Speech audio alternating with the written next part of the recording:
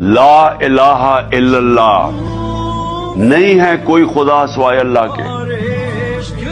یہ ایک بہت بڑا دعویٰ آزادی کا ہے،